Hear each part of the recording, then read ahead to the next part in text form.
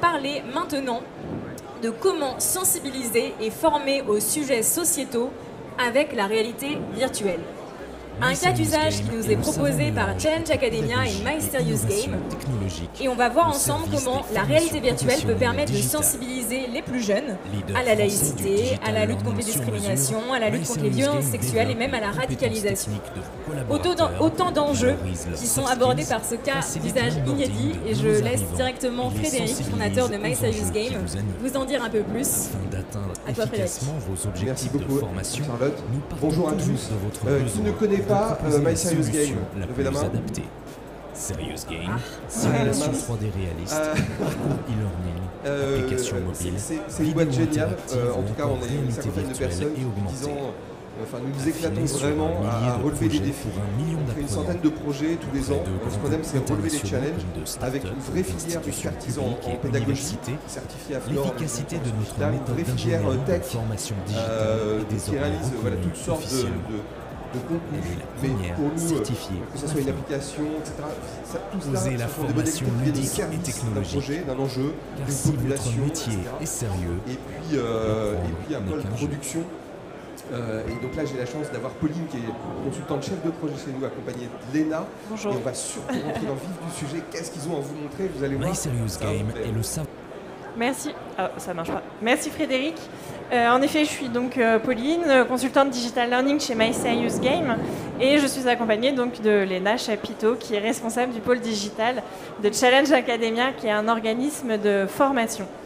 Avec Challenge Academia, on a créé donc une application qui s'appelle Snapshot, comprendre pour agir. On va vous présenter cette application parce qu'elle est née d'une problématique d'objectifs et surtout des enjeux que Challenge Academia avait. C'était avoir une formation innovante pour la jeunesse. Ils avaient le besoin de sensibiliser, d'informer des jeunes et surtout de susciter un débat et des échanges autour de ces sujets. Les jeunes, c'est entre 8 et 16 ans. Il fallait donc une solution vraiment innovante pour parler de sujets qui étaient délicats, sensibles. Comme le disait tout à l'heure Anne-Charlotte, c'est qu'on est vraiment sur la violence sexuelle, le harcèlement, la radicalisation, la discrimination, que ce soit à l'école ou dans le monde du travail. Donc il fallait trouver une solution ludique, moderne, avec, pour faire vivre vraiment ce débat et cette réflexion. Donc My Serious Game a proposé donc à Challenge Academia une solution à travers la réalité virtuelle, pour justement avoir cette interactivité, cette sensibilisation, cette prise de conscience, et pouvoir ensuite échanger avec les formateurs sur ce qu'ils ont ressenti, sur les questions qu'ils se posent, si aussi ils ont déjà ou pas connu ce genre de situation. On va vous présenter du coup la solution. Le son.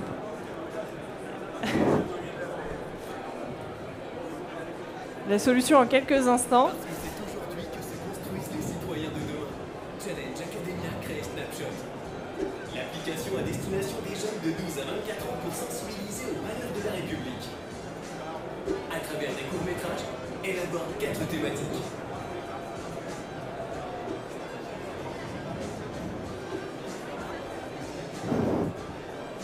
Des vidéos à 360 degrés, accessibles sur smartphone et cardboard pour une immersion complète. 4 mises en situation pour susciter l'échange et le dialogue. Des ressources en libre accès pour comprendre les notions clés aujourd'hui et pouvoir agir demain. Et parce que ces sujets ne concernent pas que les grands, retrouvez ICité, le jeu de sensibilisation aux valeurs de la République pour les 6-12 ans. Suivez les aventures de Milo et Tom et découvrez comment détecter, définir et réagir face aux atteintes des valeurs de la République, à la discrimination et aux violences sexuelles.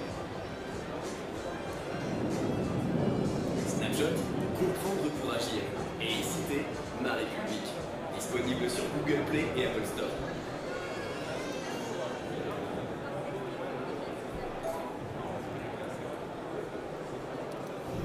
Alors donc nous on a décidé de créer Snapshot en collaboration avec My Serious Game, tout simplement parce que nous notre cœur de métier, vous l'avez compris, c'est la formation, et pour nous la formation c'est tout au long de sa vie et ça commence dès le plus jeune âge. Et donc nous on a voulu former les plus jeunes aux thématiques qui pour nous sont indispensables pour devenir un citoyen de demain. Donc c'est les thématiques qu'on a déjà abordées, c'est la laïcité, les valeurs de la République, la lutte contre les discriminations, etc. Et pour intéresser les jeunes à ce genre de thématique, il a fallu innover parce que vous le savez, c'est pas toujours très facile d'intéresser les jeunes avec des diaporamas ou des choses très classiques. Et c'est pour ça qu'on a créé Snapshot. Et là, je vais vous présenter quelques chiffres qui vous montrent non seulement l'intérêt des enfants par rapport à l'outil, mais non seulement l'efficacité aussi. Donc là, c'est un exemple d'intervention qu'on a réalisé à Rouen, donc avec environ 300 collégiens qu'on a reçus par petits groupes, etc. et qui ont testé donc Snapshot et ICT. Donc c'était des enfants âgés de 10 à 14 ans qui ont tous pu tester les deux outils, auxquels on a posé quelques questions à la fin de manière anonyme pour savoir leur avis sur l'outil. Et comme vous pouvez le voir, on a 97% des collégiens qui ont trouvé cet outil très pertinent pour aborder ce type de sujet, et 91% des collégiens qui aimeraient le réutiliser, à l'école par exemple, ou dans d'autres contextes, par exemple au centre de loisirs ou des choses comme ça. Donc ça montre que ça fonctionne. Ils ont eu un réel intérêt pour l'outil. On peut voir les notes qu'ils ont données. On peut voir les thématiques qui ont été le plus importantes à leurs yeux. Donc sans surprise, la thématique sur la prévention de la radicalisation est moins appréciée parce qu'elle est tout simplement très difficile à comprendre pour des jeunes, tout simplement. Ce qui est important avec Snapshot, c'est que le but, ce n'est pas de leur apprendre toutes les informations, toutes les définitions, les lois, etc. En une vidéo. Le but, c'est de vraiment les sensibiliser, de les informer sur ces thématiques qui sont hyper importantes, notamment la discrimination qui est très présente au collège, au lycée, même en primaire, et par la suite, d'amener un débat. Nous, ce qu'on souhaite, c'est qu'une fois que les enfants ont visionné les films en 360 degrés, ça apporte un débat qui se pose des questions qui ne se seraient pas forcément posées sans avoir vu les films. Et nous, c'est ce qu'on a constaté quand on a fait l'animation. Après chaque visionnage de vidéo, on a organisé des mini-débats très simples, très informels, en rond avec les élèves, et tous se sont sentis accompagnés. Ils ont tous eu des choses à dire, ils ont tous témoigné de ce qu'ils ont vécu, de ce que d'autres personnes ont vécu, et c'est vraiment le but recherché, c'est que les autres prennent conscience, les enfants prennent conscience que tout ça, ça existe, que ça existe dans leur quotidien. Et c'est pas seulement à la télé, c'est pas seulement des choses que les parents disent en tant que prévention, ça existe vraiment. Et le fait que des élèves témoignent en disant, par exemple, moi je me suis fait harceler l'année dernière par les plus grands, je me suis fait harceler parce que j'étais un peu gros, des choses comme ça, les autres élèves se rendent compte que les comportements qu'ils peuvent potentiellement avoir sans aucune mauvaise pensée ont en fait un impact dans la vie de tous les jours. Et c'est vraiment le but recherché, c'est la prise de conscience. Parce que c'est très important à cet âge-là, et plus tôt on commence, et plus ça sera efficace. Du coup, notre collaboration, justement, pour cette solution avec Challenge Academia, c'était... eux, Challenge Academia, sont spécialisés justement dans ce contenu de radicalisation, de harcèlement, la laïcité, des valeurs de la République. Donc, ils sont restés experts de leur métier et de leur contenu. Nous, My Serious Game, du coup, on s'est inspiré en fait de leur contenu. Nos ingénieurs pédagogiques ont travaillé leur contenu pour voir quelle était la meilleure approche dans le discours, dans les scénarios, pour sensibiliser justement les jeunes sans les faire peur.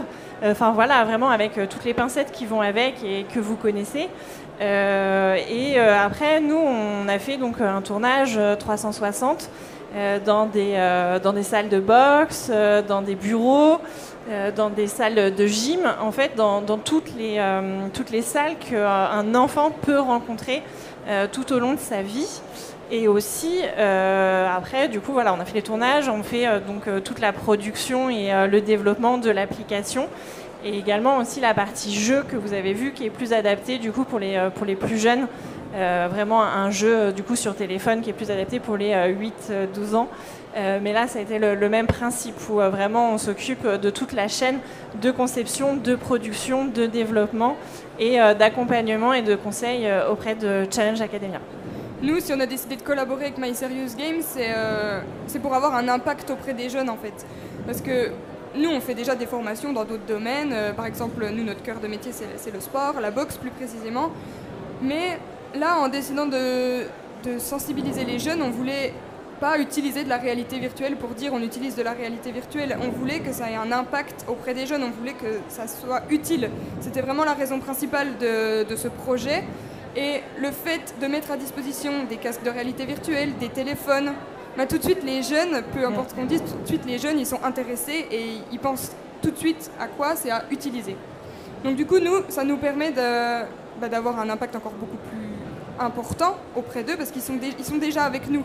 Alors que si on les met dans une salle, qu'on leur dit on va vous présenter un diaporama sur les laïcités, la valeur de la République, ça va durer 2 heures.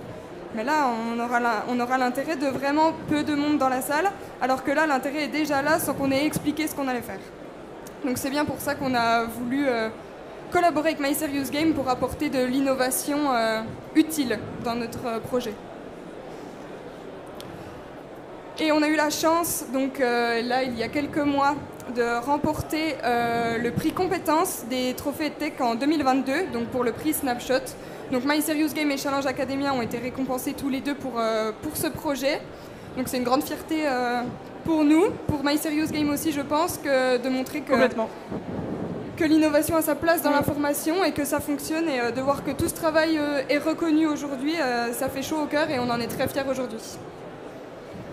Et puis si la solution du coup vous intéresse, n'hésitez pas à passer sur le stand de My Serious Game dès 10, où justement vous pourrez tester donc la solution en réalité virtuelle pour voir le rendu, comment les sujets sont abordés à travers différents scénarios.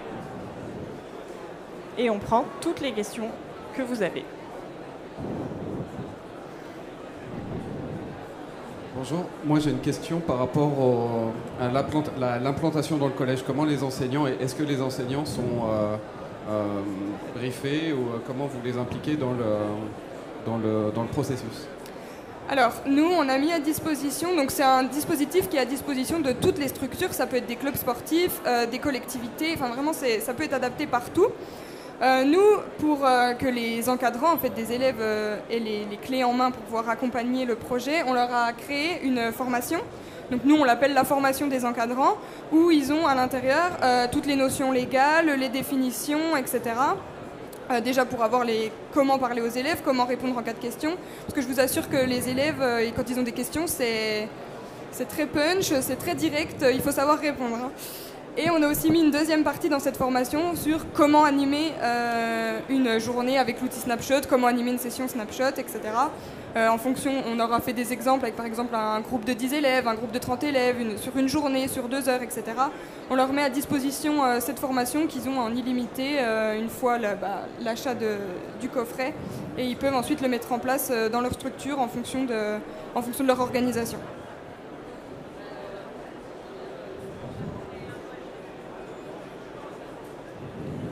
On a été très clair, apparemment il n'y a pas beaucoup de questions. Du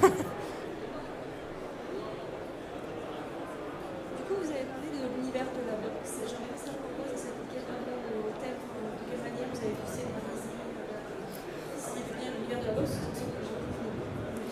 Alors en fait, nous, notre cœur de métier, donc, c'est les formations sportives. Donc on dispense des formations d'État. Donc pour ceux qui connaissent, ça s'appelle des BPGEPS, des DEGEPS, etc. dans diverses mentions. Nous, on est très axés sur la boxe. Parce que le gérant de l'entreprise a été longtemps boxeur, il a travaillé dans la boxe, etc. Donc c'est pour ça qu'on retrouve cette notion dans nos formations. Et là, on a voulu l'intégrer, notamment on voit une vidéo dans le teaser où on est dans un club de boxe. Et pourquoi on a voulu l'intégrer? Parce que pour nous, toutes ces valeurs, c'est des valeurs qui peuvent être développées dans le sport, qui touchent au sport. Les valeurs de la République, ça s'applique au sport. Les discriminations, il y en a dans le sport. Et pour nous, le sport, c'est un très bon axe pour développer les valeurs de la République, pour devenir un citoyen. Quand on va au club de boxe, on ne va pas juste pour aller faire de la boxe. Quand on va au club de foot, on ne va pas juste pour aller au foot. On crée des liens, on se construit. Et ça, c'est valable dans tous les sports qui existent. Et beaucoup de jeunes sont dans des clubs de gym, de boxe, de sport. Et c'est pour ça que c'est quelque chose qui parle à tout le monde. Le sport, ça inculque des valeurs qui se rapprochent énormément de celles que nous, on voulait développer dans l'application. Donc c'est pour ça qu'on a voulu rajouter notre petite touche en mettant la boxe. Dans les clubs de boxe aussi, pour rajouter ce que dit Léna, en échangeant avec Challenge Academia, ils nous remontaient qu'en fait aujourd'hui dans les clubs de boxe il y avait aussi des gros problèmes qui sont justement liés à la radicalisation, à la discrimination. En France, aujourd'hui, c'est notamment dans les clubs de boxe où on rencontre le plus ce type de problématique. Donc, faire écho en fait, à la problématique dans la solution, avec la sensibilisation, et ça répondait vraiment à aussi quelque chose de réel et de concret pour les jeunes. Est-ce que vous avez d'autres questions ? Moi, j'avais une question sur la perception de l'immersif par les jeunes. Est-ce qu'ils vous font un retour sur la technologie ? Est-ce que ça leur semble complètement naturel ? Est-ce qu'il y a encore l'effet waouh ? Donc, quel est le retour de ces jeunes vis-à-vis de la techno immersive ? Je dirais que c'est 50-50 entre le c'est naturel et c'est waouh, parce que c'est très naturel pour eux. Moi, je suis encore à leur expliquer comment on installe le téléphone, alors qu'en fait, ils ont déjà tout préparé. Mais d'un côté, c'est encore le waouh parce qu'ils ont du mal à croire qu'on puisse apprendre des choses depuis ces outils, enfin qu'on les autorise entre guillemets à apprendre des choses depuis ces outils. Parce que souvent, même encore dans les centres de loisirs ou à l'école, les choses comme ça, c'est plutôt on n'utilise pas trop le téléphone, on n'utilise pas trop l'ordinateur parce qu'ils sont déjà très souvent dessus, ça c'est sûr. Mais là, de se dire waouh, on peut utiliser ça et on va pas que jouer, on va apprendre des choses. Et au final, ça marche plutôt bien. C'est vraiment le combo très efficace. Et dès qu'ils mettent le casque, ils sont comme des fous. C'est des enfants, ils sont super contents. Ils disent « Wow, mais on dirait qu'on y est vraiment. » Enfin, vraiment, c'est le but recherché fonctionne, en tout cas. Et ils sont très contents d'utiliser cet outil. Et quand ils l'utilisent, ils ne se rendent pas forcément compte qu'ils sont en train d'être sensibilisés à quelque chose et que c'est en train de réveiller quelque chose chez eux. Mais c'est par la suite, dans le débat, que là, ça discute beaucoup et que tout le processus se met en marche, en fait. Ça, en effet, c'est le plus important pour nous, c'est déjà d'avoir vraiment répondu à la demande, d'avoir répondu à l'objectif. Aujourd'hui, quand on échange entre nous, Léna, elle me dit justement, mais les enfants, ils sont super contents. Et ça, pour nous, c'est la plus belle des récompenses. Et surtout, aussi la devise de... c'est vrai qu'on apprend en jouant quand on est enfant. Pourquoi, à un moment donné, ça s'arrête ? Pourquoi ça s'arrête ? Et la force et le plus important, c'est justement les jeunes, de leur faire apprendre sans qu'ils s'en rendent compte, donc en jouant. Et ça, c'est vraiment quelque chose qui fonctionne aujourd'hui. Ça dure 20 minutes, mais à la fin de ces 20 minutes, ils ont appris plein de choses, ils sont contents. Et en plus de ça, ils ont pu échanger avec des adultes où jusqu'à aujourd'hui, ils n'avaient pas forcément... se sentaient pas forcément légitimes du coup d'aborder ce type de sujet avec des adultes, et ça c'est vraiment le plus important, justement les valeurs et les soucis sociétaux qu'on rencontre. Par exemple, un jour je tenais une animation avec des enfants et on faisait donc e-cité sur le téléphone, donc ça c'est pour les plus jeunes. Dans le jeu, on voit un moment dans la cour d'école une fille qui a un appareil auditif et qui n'a pas le droit de jouer avec les garçons parce que les garçons ne veulent pas, parce qu'elle a un appareil auditif, etc.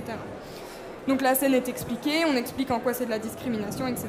Et l'enfant qui est avec moi me dit « Ah mais moi aussi, dans ma classe, j'ai une fille qui a un appareil auditif, avec ses mots, elle a un truc à l'oreille, etc. » Faudra que je fasse attention, je m'étais jamais rendu compte, faudra que je fasse attention qu'elle n'est pas toute seule dans la cour. Enfin vraiment, du coup, ça amène des questions, alors qu'il n'y a aucun mauvais fond de la part des élèves, mais de se dire ah oui, mais en fait, il y a ça dans mon quotidien, donc il faut faire attention parce que c'est pas bien.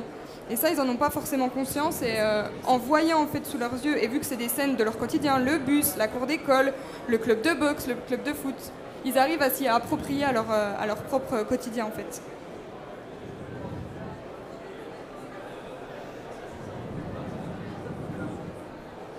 Bonjour, comment vous évaluez sur le long terme la formation fonctionne, parce que du coup il y a le débat après, mais est-ce que vous retrouvez par exemple 3 mois après, 6 mois après, des activités pour voir comment ça évolue? Alors ça c'est au rôle de la structure en fait qui bénéficie du projet. La structure qui bénéficie du projet, elle a accès aux outils en illimité, c'est-à-dire que ça lui appartient pendant la durée du contrat, on va dire, et elle l'utilise le nombre de fois qu'elle souhaite, avec le nombre d'enfants qu'elle souhaite. Si elle souhaite faire une session par jour, elle fait une session par jour. Si elle fait une session par mois, elle fait une session par mois.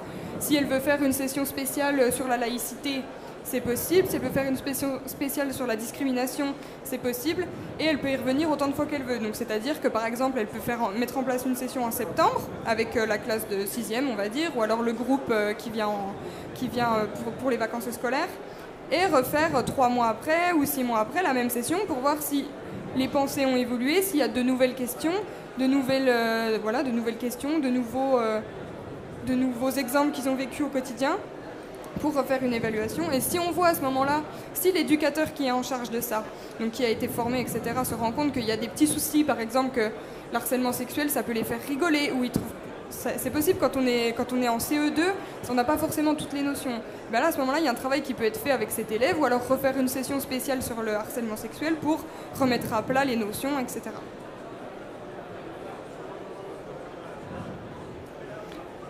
La solution, en fait, c'est vraiment une application donc, qui télécharge sur leur smartphone. Et du coup, la partie de Challenge Academia, c'est qu'on leur a mis à disposition donc, un back-office où ils peuvent inscrire les écoles, les établissements, les formateurs, etc., pour leur donner la licence et aussi avoir un suivi.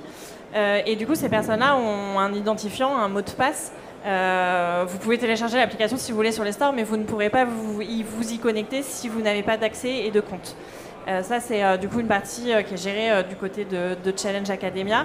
Et du coup, eux, ça leur permet d'avoir vraiment un suivi vraiment précis, justement, de qui s'est connecté, qui a activé son compte, si vous devez faire des renvois de mots de passe, enfin voilà. Donc il y a toute une gestion en fait en back de ce dispositif.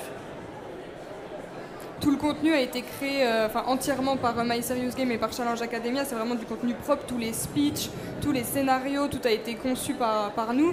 Les films ont été conçus par nous, on a trouvé nos lieux, etc. Donc c'est pour ça que c'est pas en libre accès, parce que ça a été, c'est notre propriété de contenu.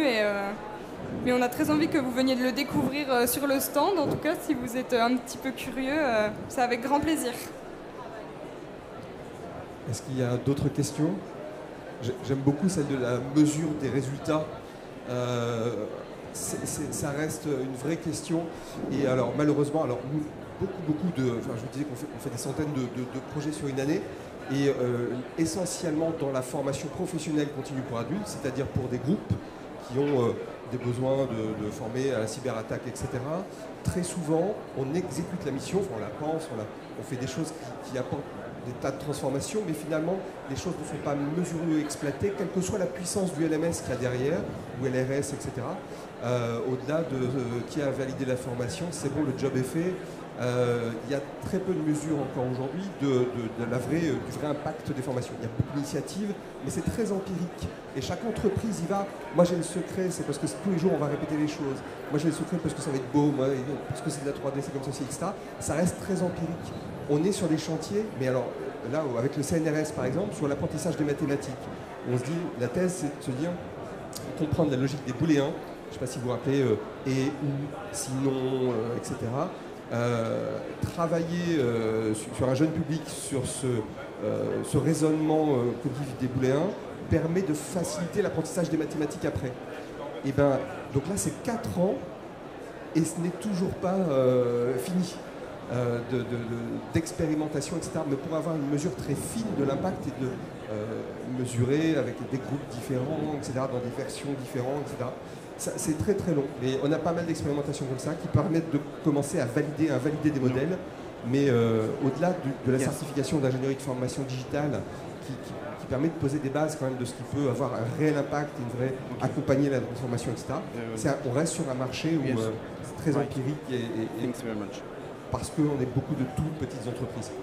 Et puis là, pour le coup, c'est une solution en plus où vous pouvez toujours rajouter en fait des vidéos, du contenu, des informations. En fait, voilà, c'est quelque chose qui ne va pas vieillir dans l'immédiat.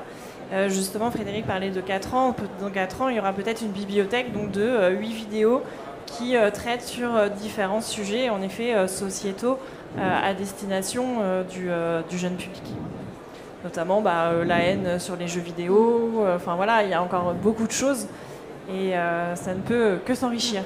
Voilà, nous notre souhait c'est pas de s'arrêter là, c'est de, comme dit Pauline, c'est vraiment de proposer un panel de vidéos qui traitent parce que des thématiques il y en a tellement. que ça peut être qu'une bibliothèque très très intéressante pour les personnes qui bénéficieront de cet outil. Et voilà, notre objectif c'est vraiment de continuer à la faire progresser et à intégrer de plus en plus de thématiques de notre quotidien.